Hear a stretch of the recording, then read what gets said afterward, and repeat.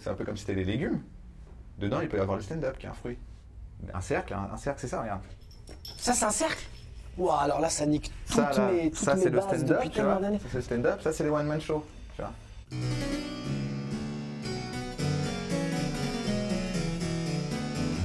La définition du stand-up, en tout cas la mienne, c'est juste un discours auprès des gens. Voilà, c'est parler à des gens. Il n'y a pas de quatrième mur, il n'y a pas le côté théâtre où justement tu interprètes un rôle et le public n'existe pas, tu es que dans la situation. Là, tu es en adresse totale avec le public.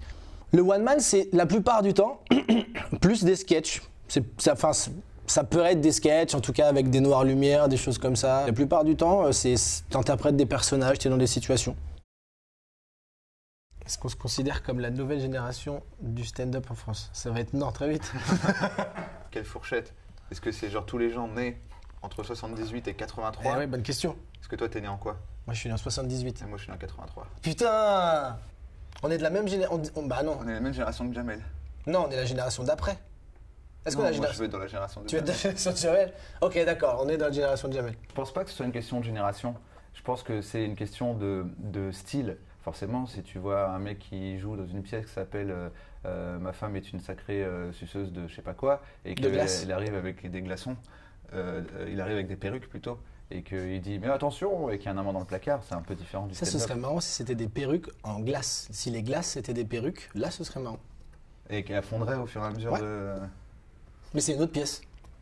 Franchement, moi je trouve qu'une pièce avec des Esquimaux, ce serait Inuit. Inuit. Non. Quand est arrivé le stand-up en France? Je ne sais pas s'il y a vraiment la date avec un billet de train. Quand est-ce que c'est arrivé? Je pense que un des premiers à vraiment utiliser le terme, dis-moi si je me trompe, mais pour moi ça a été Thomas Sisley, son spectacle il s'appelait stand-up. C'est Jamel avec le Jamel Comedy Club. Ouais. Qui a dit le stand-up, c'est pas le style de quelqu'un, c'est le style de plein de gens qui peuvent le faire de façon différente. Donc j'ai fait le Jamel Comedy Club et dedans il va y avoir des gars comme Dedo, Blanche, je sais plus qui y avait à l'époque, Thomas, Fabrice, Yacine. Putain, t'as vu? Ouais, bah ouais, on les a dit dans le même ordre, Ouais. dans l'ordre du celui qu'on aime le moins, celui qu'on aime le plus. Exactement. À partir du moment où il y a eu l'émission Jamel Comedy Club, et d'entrée, ça a dit stand-up. Le stand-up, qu'est-ce que c'est? Voilà, ça a quelque part démocratisé le terme, ça a démocratisé le concept, et ça a démocratisé la démocratie. Ça, on ne le sait pas, mais il a C'est vraiment... vrai qu'avant la démocratie était elle moins était un peu démocratique. moins démocrate, et là, après, derrière, tout le monde Non, était elle était pas démocrate. démocrate, elle était démocratique. Elle était démocratique, après, elle est devenue démocrate. Démos, le peuple. Crassie, crasse, la crasse. La saleté du peuple, La saleté du peuple. le stand-up. Le stand-up. Je pense que, alors, dans l'ordre, je pense qu'avant le Jamel Comedy Club, le stand-up était plus une niche, parce qu'on ne disait pas qu'on faisait du stand-up. Et même, je me souviens, quand je faisais des auditions en café-théâtre, quand je disais que je faisais du stand-up, on me disait « ma ».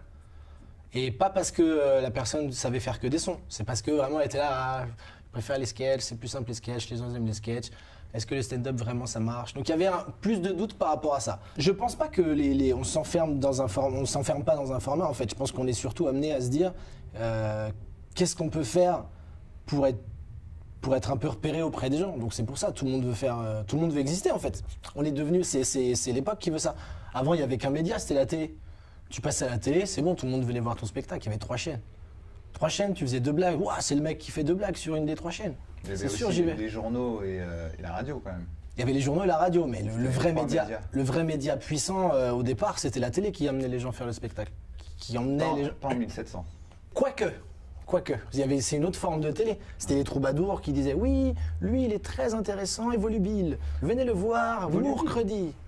Mercredi en 1700, c'était un vrai jour. Et les gens ne le savent pas. C'était Et entre disons, quoi et quoi? c'était entre Voudredi et Fourferie. Fourferie, c'est un vrai jour marrant. Fourferie, c'était bien. Fourferie, c'était le week-end. Ouais, oh, j'en ai marre, vivement Fourferie. Et les gens, hop, ils étaient là, ouais. Mais ça, c'était la Fourferie. bonne époque. En plus, comme tu disais que jusqu'à 30 ans à peu près, Ouais. Et du coup, tu profitais à fond. profitais à fond quoi. Ah bah là, tu peux te dire, Comme tu si vivais, tous les tu jours, vivais c'était chaque des Fourferie choses. comme le dernier. Bah, même chaque jour comme un fourferie, je pense. Tu peux arrêter de faire ça? T'aimes pas que je prenne ta attention avec la tortue? Non, j'ai envie que tu changes, tiens. Qu'est-ce que t'allais dire? J'allais dire,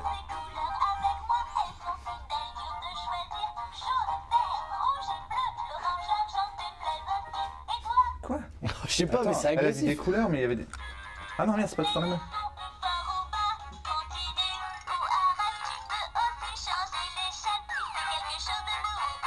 Waouh, en fait, c'est une pub pour une télécommande.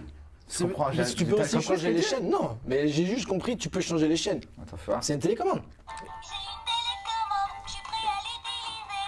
Car je suis aux commandes, plein de choses vont arriver. Eh, mais c'est fou, mais c'est incroyable. C'est tellement. La puissance des médias. Commencez-vous déjà à vous habituer à utiliser une télécommande, hein. Ah, c'est vrai quand même. C'est chaud. C'est Twitter. Serait tous chanter une chanson. Apprends quelques chiffres, comptons ensemble. On peut commencer avec le chiffre 1.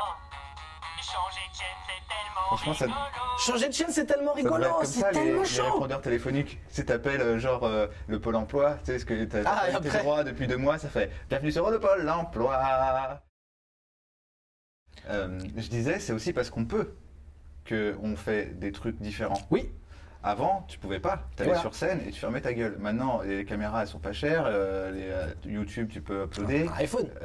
Tu veux faire un podcast. smartphone, pardon. Tu veux faire un podcast, tu prends un Zoom, tu vas sur SoundCloud. Tu veux écrire un article, tu ouvres un blog. Et donc, du coup, les gens qui ont envie de s'exprimer peuvent s'exprimer de différentes manières. Ce qui n'était pas le cas avant. Ça rejoint ce que je disais par rapport à l'époque. Parce que tu n'avais pas les moyens Avant, il techniques pour fallait le faire. forcément sucer Gérard Louvain pour pouvoir parler. Alors que Et du maintenant, coup- maintenant, tu peux faire un blog. Et c'est plus sympa. Il y a un revers de la médaille au fait que tout le monde a accès à ce média-là, c'est que parfois, il y a des gens qui s'en servent et qui font des trucs pas très bien. Et du coup, les gens se disent ah ouais, tout le monde y va, du coup c'est un peu nul, j'ai pas forcément envie de voir des trucs. Quoi? Ben ouais. Ben non, c'est comme si tu disais c'est nul que tout le monde puisse écrire un roman parce qu'il y en a des mauvais.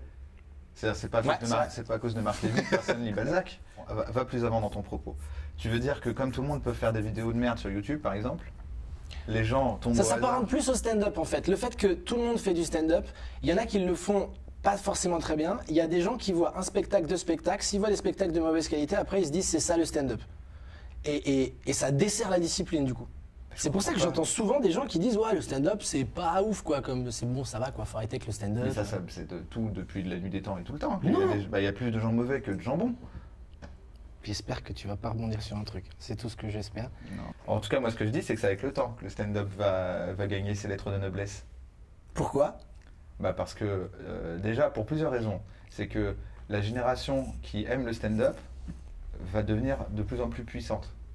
Tu veux dire en termes de pouvoir d'achat? Voilà. Donc la question, c'est la fameuse question du temps de cerveau disponible. C'est quel cerveau tu veux? Ce qui prouve qu'on est sûrement tous morts et qu'on imagine cette situation, parce et que qu'en sinon fait, on les serait mots- pas, on serait pas dans un parc pour bébés. Sauf si on est des bébés. Et là, oh, ce serait mortel. Imagine, on est des bébés. Ouais. Là, tout nous Est-ce qu'on paraît est des cohérent et bébés tout. Et de l'extérieur, on est des bébés, quoi. Les gens, ils sont là, ils sont bêtes. Qu'est-ce qu'ils font? Ils font blague. Ouais.